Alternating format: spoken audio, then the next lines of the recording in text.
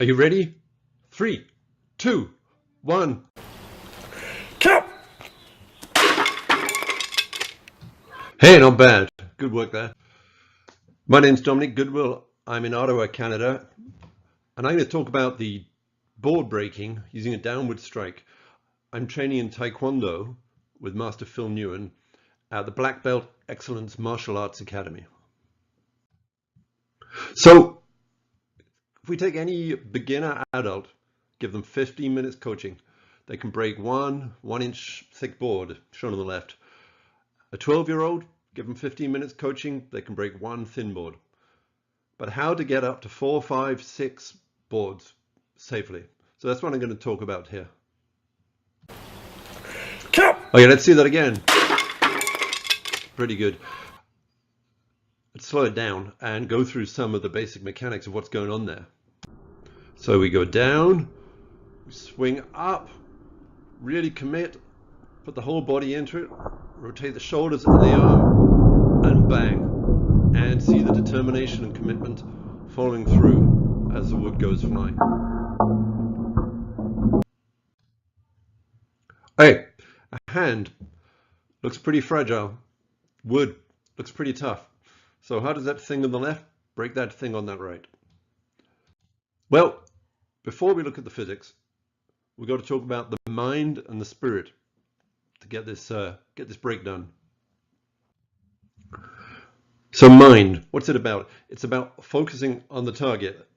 On the left, you see the look. Everything's about the target. The eyes are on the target. The hand is getting ready. This is lining up before the break. On the right, it's kind of distracted, posing for the camera. That's a lack of focus. So you've got to focus on the target. And here's how it goes when you really focus. Bang! Only one board there, just for demo. But you know, clear focus on the target. Let's run that again.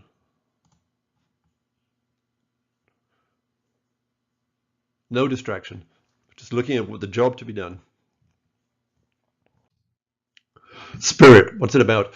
Confidence. You have to give it everything. You've got to commit. If you're going to break, you've got to visualize the goal. Your hand's going to arrive there below the board. The wood's going to be flying. And you've got to aim for a point below the board. One reason for that is the peak speed is before the aiming point. We'll talk about peak speed a bit later. But a big reason is you've got to visualize broken boards are in your immediate future. So spirit is about committing in your mind that it's going to go. Okay. Let's talk about the tool. So what is it that you break with? Tool is the technical word we use. It simply means the thing you break with. You know, it could be hammer, screwdriver, saw. In this case, for our hand breaks that I'm showing today, there's a couple of tools we often use for the big power breaks. One is the knife hand on the left, and one is the side fist in the middle. And in both cases, it's the same part of the hand that's doing the breaking, actually. It's the side of the fist there. I'll talk about the muscle in a minute. And that's a good part of the hand to use because it protects the nerve called the ulnar nerve that's going up there on the little finger side of your hand. You don't want to be damaging your nerves in this activity. Very important. So which pit do you hit with? It's actually the same for a hand or for a foot. In the hand, we call it a knife hand strike, which is with the fingers in a straight line, or a side fist, which is with a clenched fist. And in the foot, we use something called a side piercing kick, which is similar to a knife hand strike, and the foot's actually pretty much like this drawing is held. It's held very flat. In both cases, we're hitting with a muscle. The muscle is called the abductor digiti minimi. Digiti means digit, so finger or toe, and minimi is the smallest, and the abductor means it's pulling it outwards. So it's a muscle on the side there whose job is it to pull the little finger or little toe outward. If you spread out your hands into a fan, you'll feel it on the outside of your hand. That's the muscle that we use to hit. Obviously, we're hitting with the skin and the fat over the muscle. And if you look at this hand, you can see that there's quite a thick region of muscle there before we hit the more delicate things like bones and tendons and nerves. So that's a pretty good area to use. So here's the inside from an x-ray. There's the first bone. It's called the fifth metacarpal bone, fifth because it's a fifth digit, the smallest one. And I've shown 3 regions. So the green, that's what you want to hit with. That's the nice fleshy side of the hand. And if you clench your fist, have a look at it now, try it. You'll find that it actually even gets a little bit fatter and stronger. It's pretty good if you have a nice knife hand, and even more rugged if you make a fist.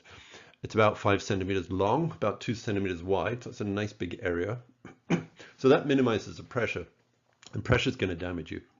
So the bone is in compression, which is good. Bones are extremely strong in compression. And there's no breaking force in the joints. You're well away from the joints, which are shown. The nearest ones are shown in red there. Here's one of the joints, the first knuckle. It's a pretty small area. It's only 1.5 centimeters long and 1 centimeter wide, which means compared to the previous drawing, the pressure's up by 5 times. That hurts. And you risk damage to the joint. As I was preparing this video, I was finding that I had the hand at a bit of the wrong angle, and I was hitting on the first knuckle too much. So it was good to learn how to change the angles correctly. Further up your arm is a small bone there. It's called the pisiform bone. It's actually rigid. It's not jointed. It's just before the wrist bone, and it's quite small as well.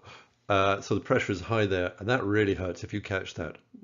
And critically, there's a canal just beside it containing that ulnar nerve, and if you damage that, it takes a long time to heal. So you want to be using this green area, which may get a little bruising, but is not going to cause any damage that'll last more than a day or 2. All right, so you got to hit correctly. So here's my hand lining up to a board. On the left, I've got the angle coming in too steep, and you can see that what's touching is the knuckle.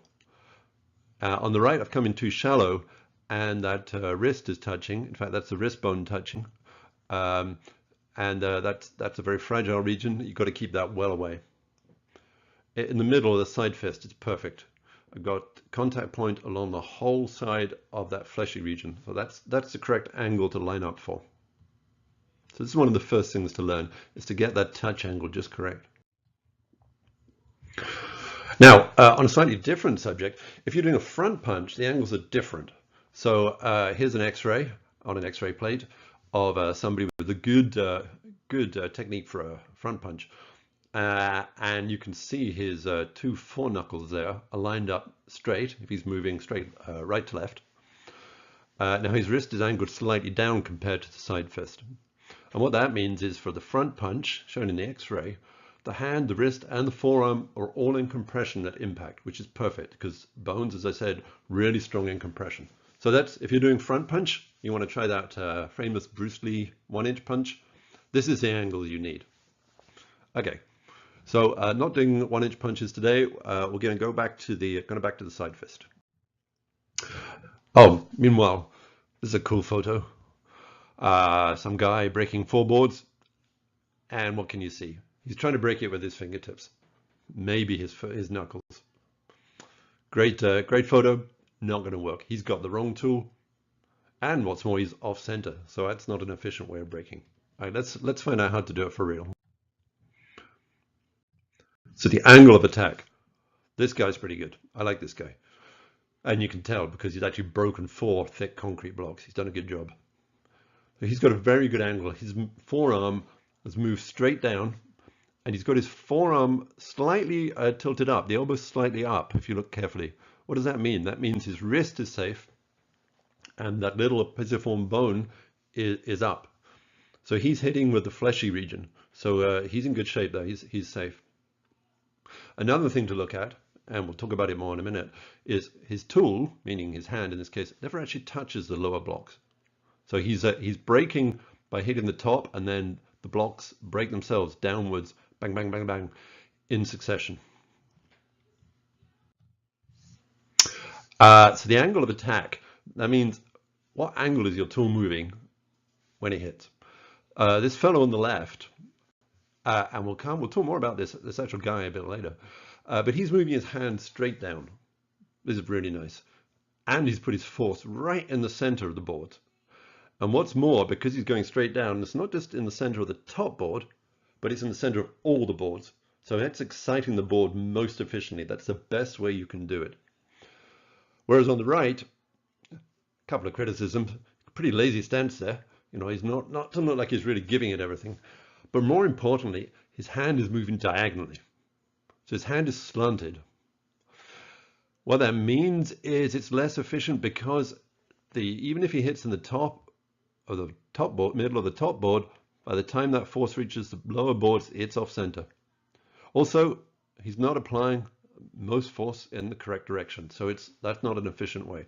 So be like the guy on the left here, put your force straight down.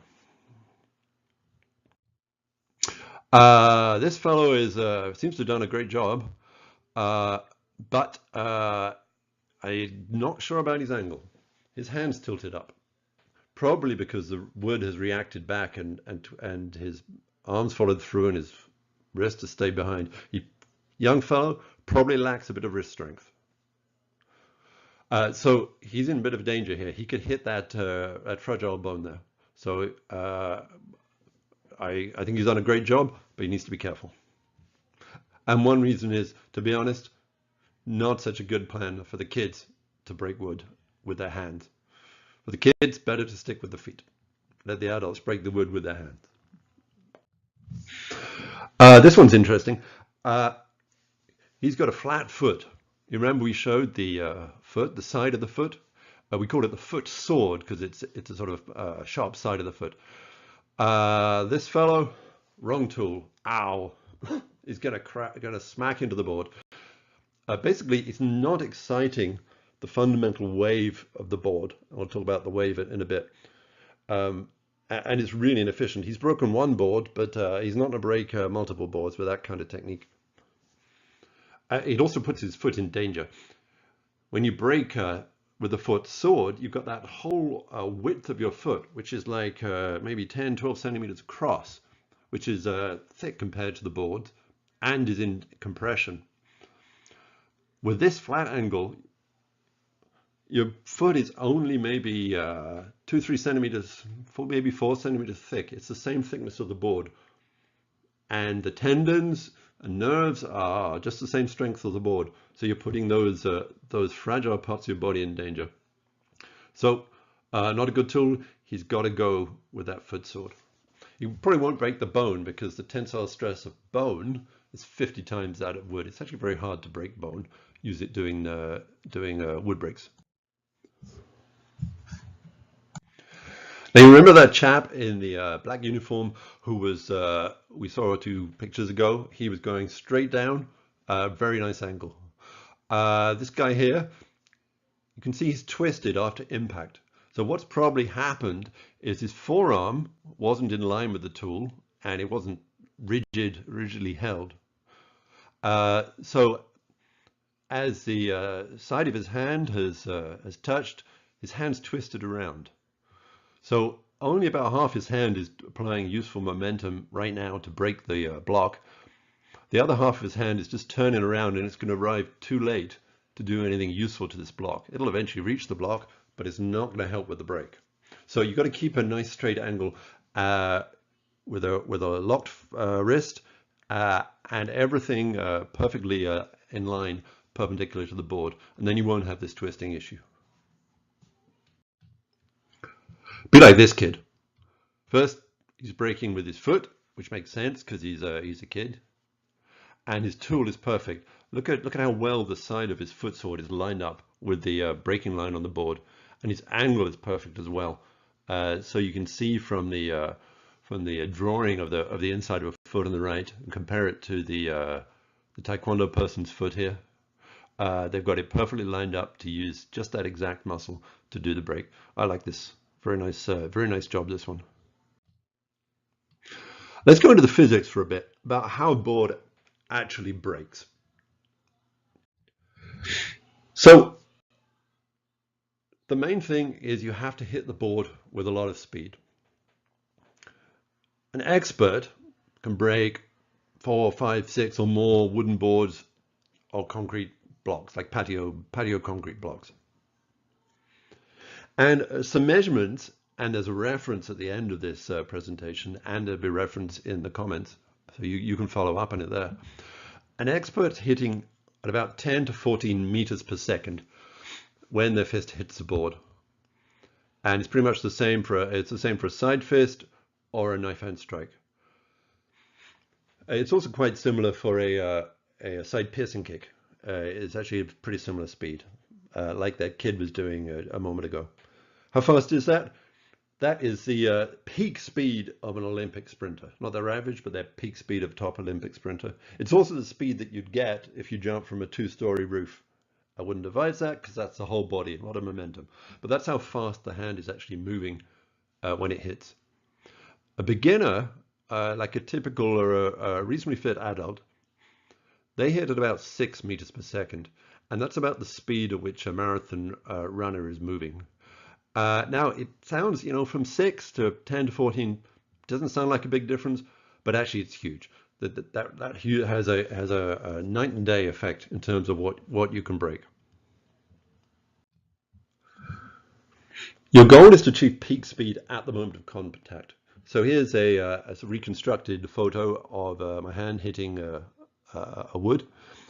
And as you can see, the hand is compressing as it hits. It compresses by about 5 millimeters. And at these speeds, that takes half a millisecond. That's 1/500th of a blink of an eye. So the hand compresses onto the wood like that and applies an increasing force. And you want peak speed at the moment of contact.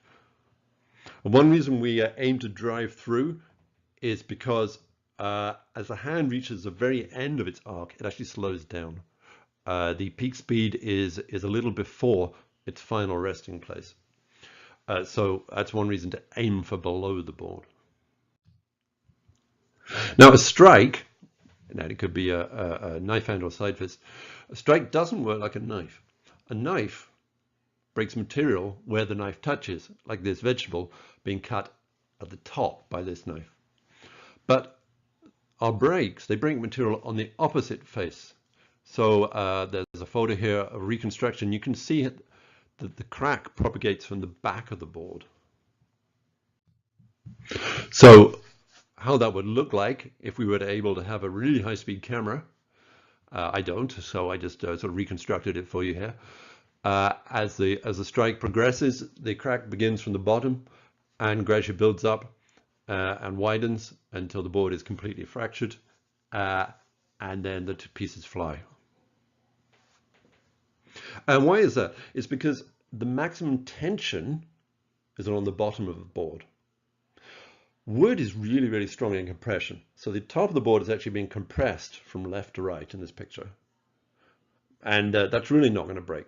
Wood is extremely strong when you compress it. When you build a house, you want to have all your beams in compression.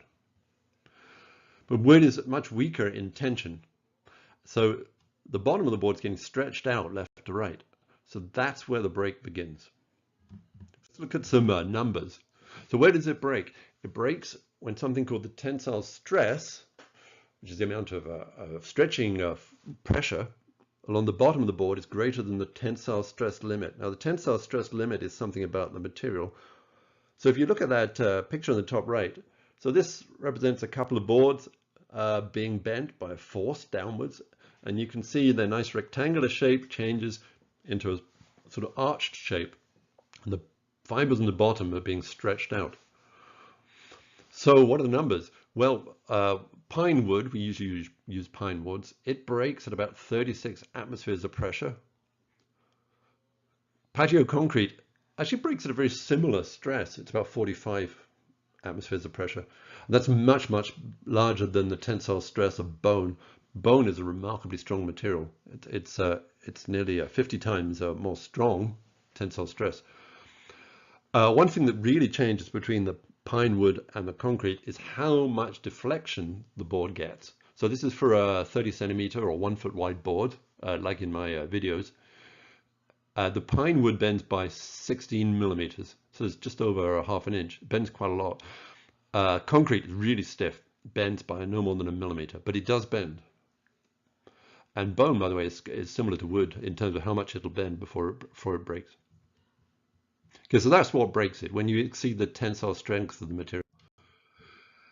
Now, a board, when you hit it, it's actually like a guitar string, except it's a guitar string that breaks the first time you pluck it.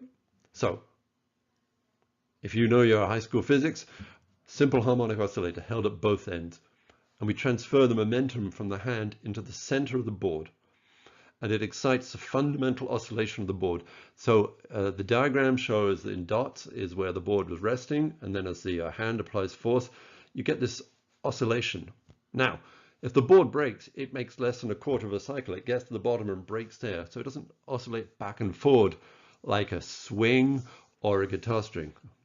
It doesn't make a complete oscillation. But that's what's really happening in terms of the physics. It's really just exciting a mode like a vibrating string. So some people say it's vibration that breaks the board, and they imagine things are bouncing up and down multiple times. That's not quite right. It is like an oscillation, but it only gets through a quarter of a cycle. There's a technical note here for any scientists watching. You can just pause the video and go through this one. Let's move on. So the hand is moving towards the wood at about 12 meters per second, and then it slows down by a factor of 3. So the wood and the hand are moving about 4 meters per second at the end because of the conservation of momentum.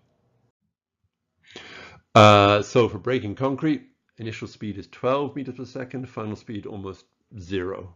The hand is decelerating with concrete of about 200 times the acceleration of gravity. That's huge, which is about 2,000 newtons. So it's the weight of 3 people effectively acting on your hand. And it only takes 6 milliseconds to slow down. If you're breaking wood, the forces aren't quite so big. The force is about the weight of 1 person, 600 newtons, and the deceleration of the hand is 60 G. It's still a very large deceleration, and it takes a longer time because the board bends more when it's wood. Driving through does help in some conditions. So I checked it on my bathroom scale, how much force could I apply with my side fist, just pushing down, and it was about 200 newtons, about a quarter of my body weight. So for the concrete blocks, that's a pretty small number. Remember, they take 2,500 newtons to break, so which is several times the body weight. So driving through doesn't have a lot of difference for concrete blocks. But with wood spaces, when you make a big pile of wood spaces, driving through does actually help. It adds maybe about 30% of the force pushes through. So driving through helps not just in your mind and spirit, but for a large pile of wood, it helps too. Breaking a stack with spaces. So we space them out. It gives room for the upper board to accelerate into the next board. Top board breaks first and pushes the next board, like this guy at the top. The fellow at the bottom looks beautiful, beautiful angle, beautiful determination. Unfortunately, it's fake. Your hand never actually touches the lower board. Sorry, guy. How do you get maximum speed? This is for a downward technique. Lateral techniques is quite different. If you want to learn about lateral techniques, check the internet for baseball swings, because baseball swings and sideways breaks in Taekwon Do and karate, quite similar mechanics. But this is for a downward technique. 4 stages of acceleration. The first point is that the free fall of the body accelerates the hips down. So number 1, gravity acting on the whole body. Number 2 is the hip muscles twist the shoulder at 45 degrees down. That doesn't have a huge effect for the downward strike, but it helps a little bit. Helps a lot more for some front punches and side techniques. The shoulder muscles rotate the upper arm down, and that acts like a upper arm then acts like a whip. And the muscles rotate the elbow down, like cracking a whip. At the end, the forearm's going up 4 revolutions per second. It's quite remarkable. The forearm and fist are rigid. The forearm isn't actually doing any acceleration. It's just holding that wrist rigid. So looking here, you see the initial backward motion to get up. Spring up, lift the center of mass, which moves the tool as far from the target as possible. And that gives you the longest acceleration time. Let's look at that again. So the knees are going to bend down, lift up, gives you the maximum drop. And there's the drop of the body, and the whipping down of the forearm puts the most speed into the hand. And that's about 1/3 of a second from the top of the rise to the bottom. It's pretty fast. Okay, where does the final speed come from? So the beginner that we saw, the rising and drops his body just a little, gets about 2 meters per second, doesn't normally have any hip twist, and the shoulder and upper arm muscles probably not fully committed, get about 4 meters per second, and that's where the beginner's speed is from. The expert, we actually get a lot of speed out of the rising and dropping body. It's about 3 or 4 meters per second. The hip twist, in this case, adds a little, and then the shoulder and upper arm muscles that produce that huge rotation, that's another 8 meters per second. So that's where the difference is between the beginner and the expert drop. So putting it all together in super slow motion, here we go. Back to 3 boards this time. So down, you see the focus. Lift the body. So lifting so much, I'm actually getting off the ground. So I get the maximum possible drop. Okay, now the body starts to drop just before the hand starts to come down. So the body goes there. Now the shoulders move and they start to accelerate the upper arm. Now the upper arm is coming down, and there the upper arm whips the forearm around, and down we go. And the wood goes flying. I like it. It's fun. So thanks very much. Thanks for watching. And if you do that, yes, you can be a ninja too. There's some references there. From actually that guy that we saw who had the awesome side fist technique, that was his photos, and they published this work, some folks from MIT Department of Physics, and check out their references. Thanks for watching. This is Dominic Goodwill on behalf of Black Belt Excellence Martial Arts Academy.